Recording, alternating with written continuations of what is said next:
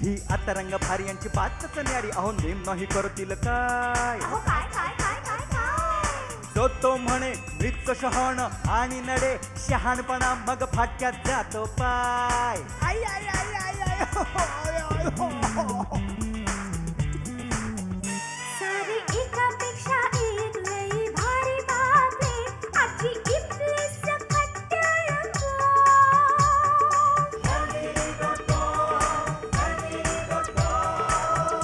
family.com आई ग आई आई डबा दे लवकर उशीर होतोय संजू आज ना तू बाहेरच जेवून घे का ग काय झालं आजही डबा नाही केलास डबा नाही केला का? अगं आज सकाळी तुझ्या दादाला घेऊन मी देवळात गेले होते आता काय केलंय महाशयांनी केलं काही नाही ग पण भविष्यात काही करायला नको ना म्हणून देवाची पूजा केली आई या असल्या पूजा करण्यापेक्षा ना तुम्ही त्याला चांगली समज द्या संजू सगळेच काही तुझ्यासारखे हुशार नसतात येईल ग एक दिवस समज त्याला कधी येईल हा आणि दादा काय आता लहान आहे का नको ते धंदे करायची बरोबर समज आहे ना त्याला होते चूक चूक कधीच्या काही घडली तर ती चूक असं मी समजू शकते पण दादाचा ट्रॅक रेकॉर्ड बघितला ना तर त्याने आयुष्यात चुका करण्याशिवाय दुसरं काहीही केलेलं नाहीये संजू मला वाटतं तू जरा जास्तच रिॲक्ट होतेस हो हे महाशय भाऊच्या धक्क्यावरून सुटणाऱ्या लॉन्चने दुबईला जाणार होते हे ऐकल्यानंतर कोणाचं डोकं फिरणार नाही अगं पण फसवला गेला ग तो तर आणि फसवल्या जायला दादा लहान बाळच आहे ना आई अगं भाऊच्या धक्क्यावरून बोट दुबई तर सोड वसईला सुद्धा जात नाही भाऊच्या धक्क्यावरून निघालाय आणि हे सगळं होईस्तोवर तू मला आणि बाबांना साधी याची कल्पना सुद्धा दिली नाहीस अगं तसं नाही ग तुला ना त्याला काहीतरी मोठं कर्तृत्व करून दाखवायचं होतं म्हणून नाही तुला सांगितलं हो तर निघते मी आता आले दुबई रिटर्न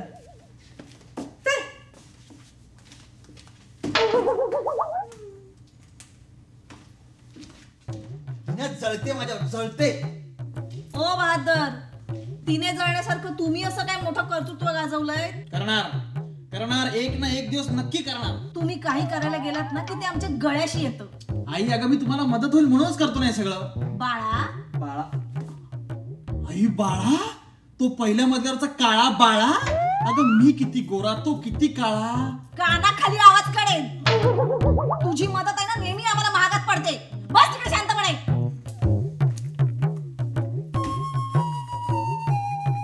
मी या जगाच्या कल्याणासाठी काहीतरी करायला बघतोय आणि हे लोक ना मला काहीच करू देत नाही family.com जगाच्या कल्याणासाठी काहीतरी करायला म्हणतोय तर हे लोक मला काहीच करू देत नाहीत कसं होणार या देशाचं कसं होणार पुढे मला चिंता लागली ओ श्यामभाऊ कसला विचार करता कल्याणाचा कोणाच्या अरे अर्थात जगाच्या पहिला आधी स्वतःच्या कल्याणाचा विचार करा जरा काय मी काय केलं तुमच्यासाठी सकाळी कोणाचा तरी फोन आलेला अच्छा माझ्या फॅनचा पण तुम्हाला तो माणूस काहीतरी फॅनला लटकवायचा वगैरे काहीतरी बोलत होता कोणाचा फोन होता कोणाचा होता हा रफिक भाई म्हणून होता कोणतरी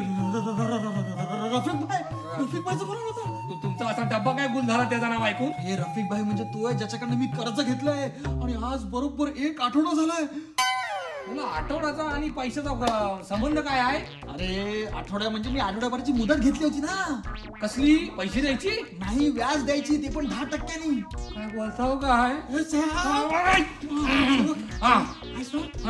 आज बरोबर 1 आठवडा पूर्ण झालाय झालं मग तुम्ही त्याचे पैसे ते देऊन टाका ना नाहीतरी दुबईला जायचा तुमचा प्लॅन आहे तो सगळा फेल झालाय ना अरे ते मी सगळे ट्रॅव्हल एजन्सी वाल्याला दिलेला पैसे तू माझी तिकडे दुबईमध्ये सगळी राहण्याची खाण्यापिण्याची सोय करणार होता ना झालं मग त्यांच्याकडे जा आणि पैसे घेऊन ये त्यांच्याकडून अरे ते सगळे गुल झाले काय बोलतो काय मग तो तुमचा मित्र आहे ना तो जाणतो ना तुम्हाला त्या पठाणकडे नेला आणि त्या एजन्सीत नेला त्याला फोन करा त्याला भेटा अरे तो पण गायब झालाय काय बोलतो काय मग म्हणजे हा सगळा त्या लोकांचा डाव होता काय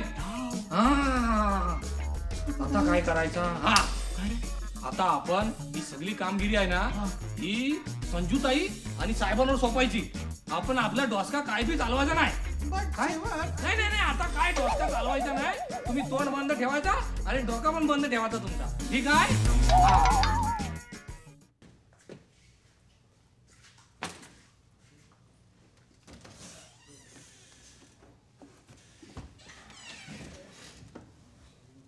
सदा ए सदा झालं का रे काम?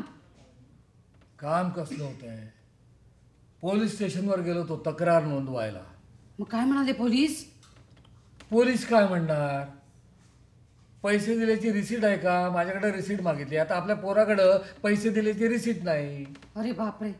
अरे हो, तो सेवक म्हणत होता की सकाळी पठाणाचा फोन आला होता म्हणे. कोण? युसुफ पठाण? नाही रे, या सॅमनी ज्याच्याकडनं कर्ज काढलंय ना तो पठाण. अच्छा, या मुलांनी किती किती ठिकाणी आणि केवढाले खड्डे खडलेत आता ते कळायला मार्ग नाही. अरे त्याने आठवड्याला 10% व्याजाने कर्ज काढलंय. काय झालं सदा? छातीत कळ आल्यासारखं वाटतं ग. पाणी.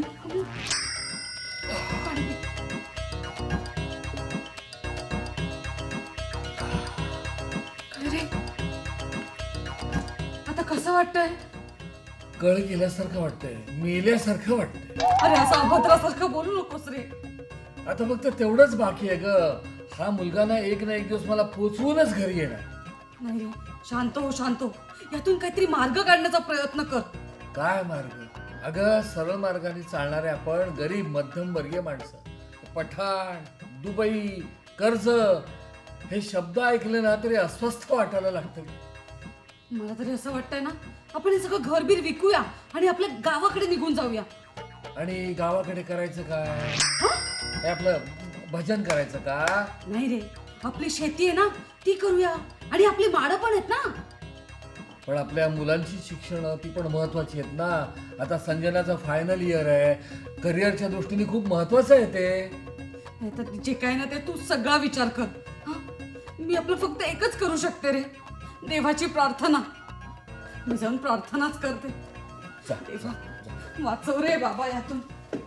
अरे सेवक, सेवक. आलो. अरे हा, सॅमचा काही पत्ता? त्या सकाळी फोन आलेला ना पठाणाचा, त्या काढल्यावर ते जे बाहेर पाहिलेले आहेत ना ते अजून आलेत नाही. तो एजन्सीच्या ऑफिस मध्ये जाऊन येणार होता, त्याचं काय झालं? तिकडे पण गेलेले, पण ती लोक आहेत ना ती ऑफिसला टाला लावून पळून गेली. अरे देवा, म्हणजे तेलही नाही तूपही नाही, आता फक्त उरलं 10% कर्ज.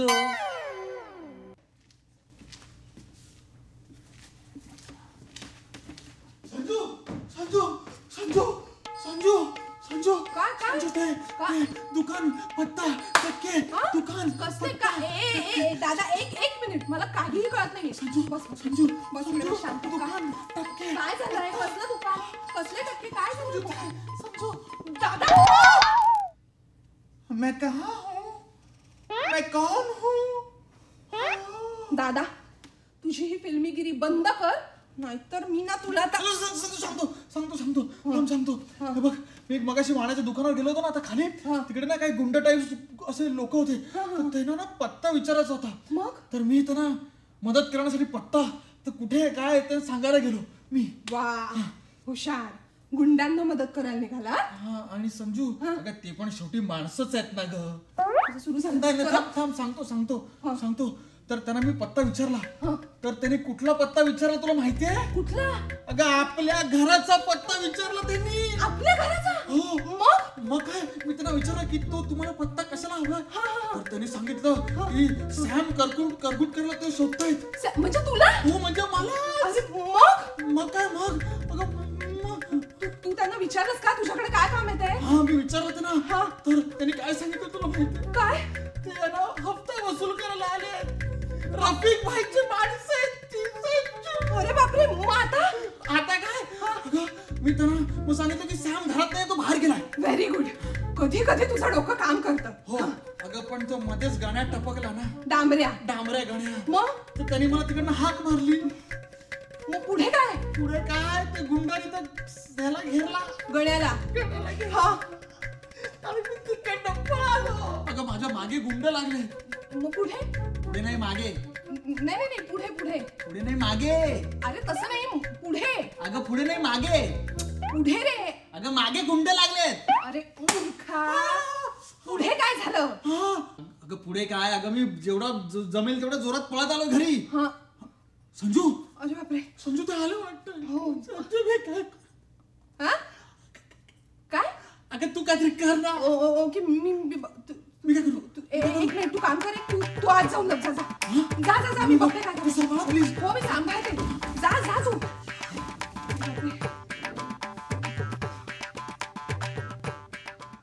family.com. बापरे कोण असेल. ये आत ये.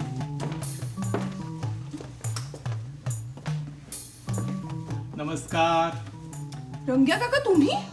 हो, परिस्थिती हाताबाहेर जाते असं मला वाटलं, म्हणून मी ठरवलं की रंग्याची मदत घ्यायची. म्हणजे खाली जी माणसं दादाच्या मागे लागलेली ती रंग्या काकांची होती. हो, आम्ही आता वर येताना बघितलं, ती माणसं रंग्या काकाचीच आहेत. म्हणजे रंग्या काका तुम्ही आमच्याकडून हप्ता वसूल करणार. संजू बेटा, माझं टक्कुरं फिरलं नाही. असलं पाप करून मला नरकात बी जागा मिळायची नाही. अगं त्याची माणसं आपल्याकडे हप्ता वसुलीसाठी येणार आहेत हे त्याला माहितीच नाहीये. पण सदा ह्या समद्या लफड्यात तुम्ही कसं काय गावलं? अरे आम्ही या लफड्यात गावलो कारण याला जबाबदार आमचे चिरंजीव. म्हणजे सदा तुझ्या सांगण्याप्रमाणे ह्या पाठीमागे त्या अफजलचा हात आहे. तर तुम्ही ओळखता त्याला. चांगलाच ओळखतो. न ओळखायला काय झालं. पण काय काळजी करू नका. आज सांजेपर्यंत मी त्या रफीक कडून आणि अफजल कडून समधी रक्कम परत घेऊन येतो. अगदी बिंदास्त राहा. काही काळजी करू नका. येऊ का मी? येतो. थँक्यू. हा रंगा काकाच्या म्हणण्याप्रमाणे तो अफजल नावाचा मुलगा आहे ना, तो नमक हराम आहे, हरामखोर आहे, चॅप्टर आहे. ते काही असू देव बाबा, पण आपला दादा आणि संकट हे नातं अविभाज्य आहे. पण तुम्हाला काय वाटतं ह्या सगळ्यातनं आपण बाहेर पडू शकू ना? हे बघ, आपण काय कोणाचं वाईट केलेलं नाहीये, आणि कोणी आपलं वाईट करायला निघाला तर परमेश्वर काय त्याला असं तसं सोडणार नाही. पण त्यासाठी आवश्यक आहे श्रद्धा आणि सबुरी. हो ना. आणि बाबा तुम्ही रंग्या काकाला वेळेवर घेऊन आलात म्हणूनच आपण वाचलो. अगं भगवान श्रीकृष्णाने म्हणून ठेवलंय, चांगलं कर्म करत राहा, फळाची अपेक्षा बाळगू नका. तू अनावधानानं का होईना रंग्याच्या मुलाला चांगल्या मार्गाला लावलीस, त्याची फळं आपण बघतो. शेवटी काय, अंत भला तो सब भला. ही आता रंग भारी यांची बातच न्यारी. अहो नेम नाही करतील काय. तो म्हणे मृत शहाण आणि नडे शहाणपणा मग फाटक्यात जातो पाय. आई आई आई आई आई सारी एकापेक्षा एक लई भारी बातमी आजची इथलीच